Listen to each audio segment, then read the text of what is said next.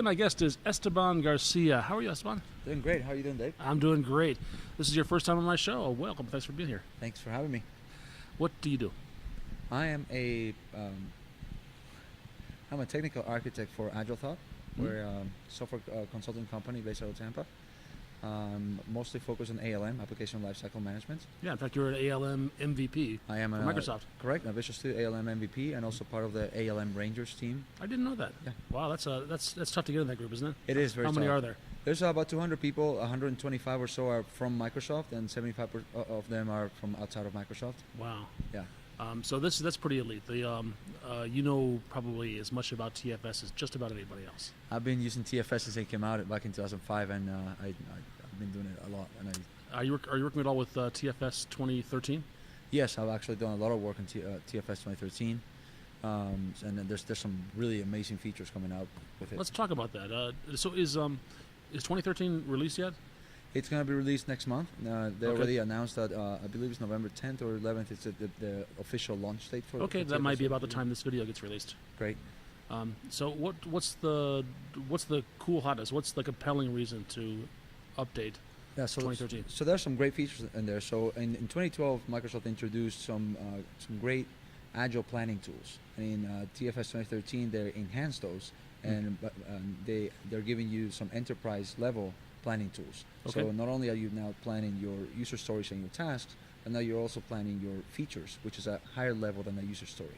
Oh, so there's if I can rephrase that, then there are many tasks to a given feature. Correct. There are many tasks to a given story, and there are many stories to a given feature. Okay, so it's all hierarchical. Yeah, Okay, correct.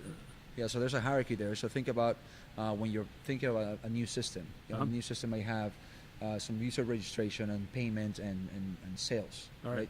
You're not going to implement every single story for each feature, but you need to be able to keep track of all the different stories that make up a feature. So you might have two of the stories that let you register, but you might not have every single story completed for those features, and you're able to keep track of that. Plus, you might have multiple teams working on different stories for a feature. So okay, and that's part of the Agile template. Correct. That already ships with TFS, right? That's correct. Okay. What else?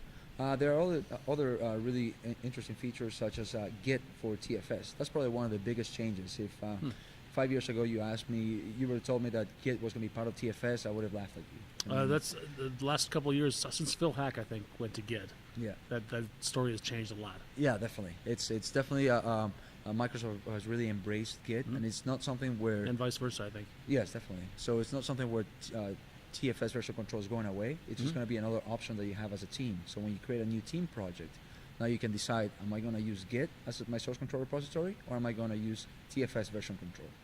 And the best thing about that is that they're going to give you all the great features that you're used to seeing with TFS version control, all the integration with work items, with build automation. That's all still there. So I can still track items to check-ins and that sort of thing. Correct. Now, was that available? Is this the same thing that was available in 2012 through NuGet? No, this is different. This is part of TFS. So the Git repository, the centralized repository, lives with the TFS database. Okay. So through the NuGet package, you used to be able to, or I guess you still can, connect to somebody else's Git repository. That is now correct. you can connect. Now you create your own repository. Yeah. And Visual Studio 2013, out of the box, without having to install anything, can connect to Git, either TFS Git, or you can connect to GitHub or any other centralized Git that you want to connect to. All right, good stuff. Let's go through the features, especially the hot ones. Sure. Yeah. Another great feature that I enjoy is cloud-based load testing. So for those of you if you've ever done any load testing, you know that the hardest part of even getting started is that you have to have a test rig. Right, and a test rig is having like 100 virtual machines. Correct. Yeah, you might have a load test controller or more with many test agents. Right. Right, and then the controller is the one that tells the test agents to run your load test. So if you want to mimic 100,000 users, you need many machines to be able to mimic. Yeah, them. or at least many virtual machines. Yeah. Right. So now, right from Visual Studio, you can just say, well, I want to run my load tests in the cloud, and you just make a change of one of your properties, and then you run your load test again, and then Visual Studio automatically deploys your tests to the cloud, to Azure somewhere. Okay. And then those tests are going to run Now you have the entire Azure data center at your And you can disposal. spin up as many virtual machines as you want and load test against that. Correct. Yeah, you specify how many controllers and how many agents you want to use, and then that's how many are going to be used. And then the best part is at the end of the month, you only pay for what you use. So Right. yeah, you don't have to have 100 machines sitting there all month long. You only pay for the 1 hour of usage that you had. Right. So that's one of the great Yeah, features that's the beauty of the cloud. Probably the single biggest advantage, in my Yes, opinion, definitely. is that elasticity. What else? Another thing is, so back in TFS 2012, Microsoft is starting on, I think it's update 1 or update 2. Microsoft started moving some of the Microsoft Test Manager features over to the web portal for TFS. Okay, well, let's back up a little bit. The test manager is what? So Microsoft Test Manager, think about it as Visual Studio for QA testers, right? Okay. So if you want to be able to manage your test cases, manage your test suites, and have all that data stored in TFS and be able to generate bugs and send those bugs over to your developers, and think about being able to include a lot of information about what's happening in your test environment, include that in your bug. So now you don't have that no repro bug that we always have. As developers, sometimes Yeah, it works on my machine. yeah, exactly. So a tester might say, "Well, this is broken," and then you get it, it's like, "Well, I can't reproduce it." Well, now you can with Test Manager. So Microsoft Test Manager was released in 2010. Okay. They made some enhancements in 2012, and in 2013, there's not a lot of enhancements on the client, but they're moving a lot of that functionality to the browser. And the reason for they're doing that is that Microsoft has recognized that there's cross-platform teams, right? So if I need to test something in a Linux box, or I need to test something on a iOS or a Mac, I can just open up my browser, get access to all my test cases, and get a list of all my steps I need to follow to be able to run my test cases. Yeah, that's a very cool tool. Actually, I had Randy Pagels on this show a couple of years ago when Test Manager first released, talking about the details of that. But of course, that was now 2 versions ago. Yes, it's really interesting. I think it's definitely moved Microsoft or TFS into being a true ALM tool. Before it was more a developer tool, but now it's really a tool that helps you manage your entire software development lifecycle from the moment you come up with a requirement until you are releasing.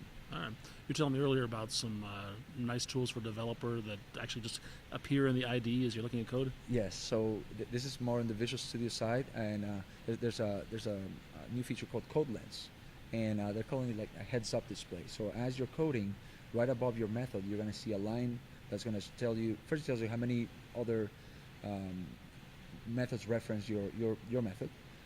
Also, if you're connected to TFS, it tells you how many changes have been made to that one method and who made changes to that one method. So not just the class level. So within TFS, there's some processing that's happening that allows it to give you statistics about just your one method.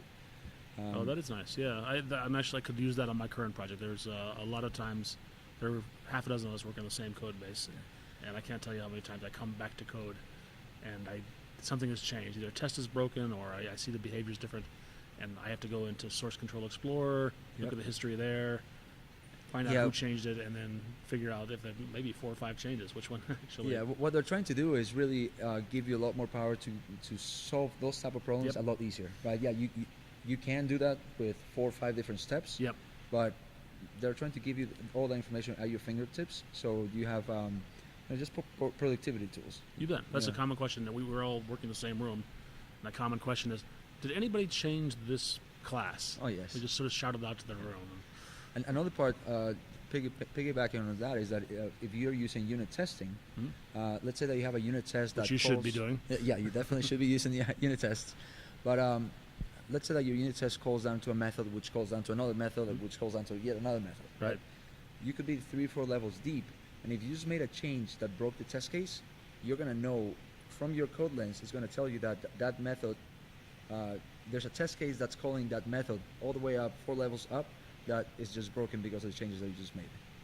So that assumes you're using continuous integration, right? That's no. This is on Visual Studio just locally without even doing continuous integration. So if you run your test cases, the moment that you execute your test cases, Code Lens is gonna mark every method down the stack that gets touched by the test case as, hey, this method is part of a test case that's broken right now. Oh, okay, all right. So you may have modified several of those things in the path. And it can't know which one actually broke, which Correct. change actually Yeah, broke. that's But not at least exactly which one. at least you tell you where to look. Yeah, definitely.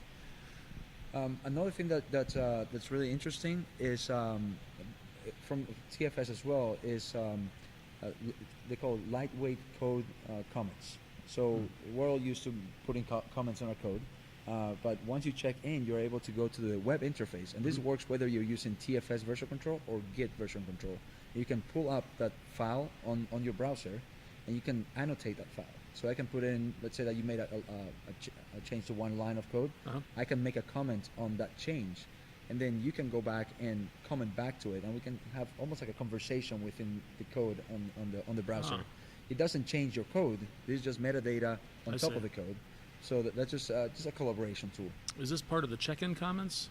No, this is different. This is a different set of comments. Correct. And it's not just at the file level like check-in comments are.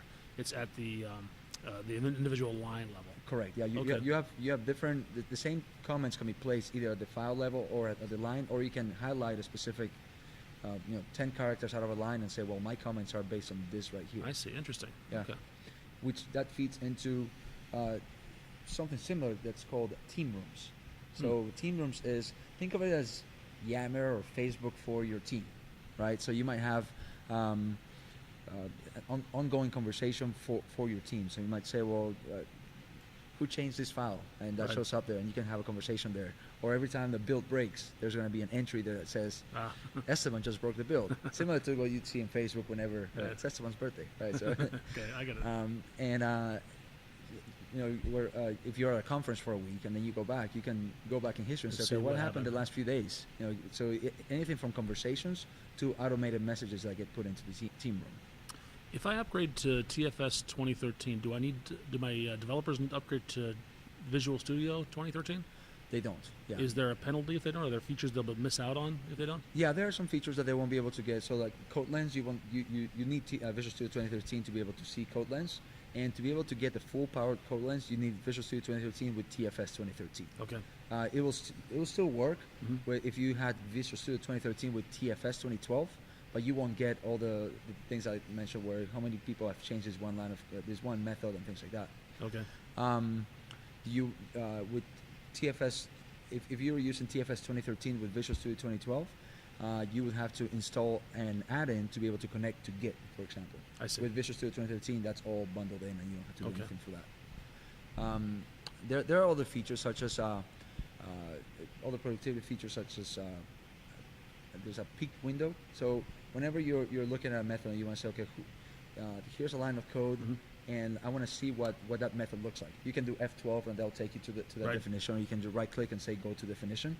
But now you can do something. You can do Alt F12 or right click and peek, and it'll show that method almost embedded into your same window. So it doesn't take you to another window. So again, it's more about just being a little bit more productive by not taking you out of your current context. Just to be clear, that feature you just mentioned, that is a feature of Visual Studio 2013. I could use that even if I didn't have that's correct TFS at all. Yeah, definitely. Okay, all right. Yeah. Anything else that we should talk about 2013? TFS 2013 I think those are the main features. Okay. There's a few others out there, but those are the main features those are pretty I'm really excited about. features. They are exciting. Do you have an online presence? Yes, I do. You can. I have a blog at almguide.com. Okay. And also I have some courses on Pluralsight that people can check out. Oh, what are they? Yeah, I have 2 courses right now. One on Microsoft Test Manager 2012 and one on customizing Team Foundation Server. And I'm working on a course on Git for Visual Studio developers. Very cool. Yep. Esteban, thanks so much. Thank you very much for having me.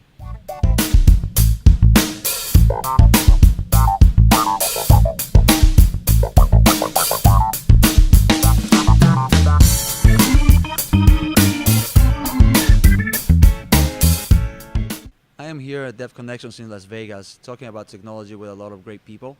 I've been able to meet up with some great friends and also make some great new acquaintances and friends.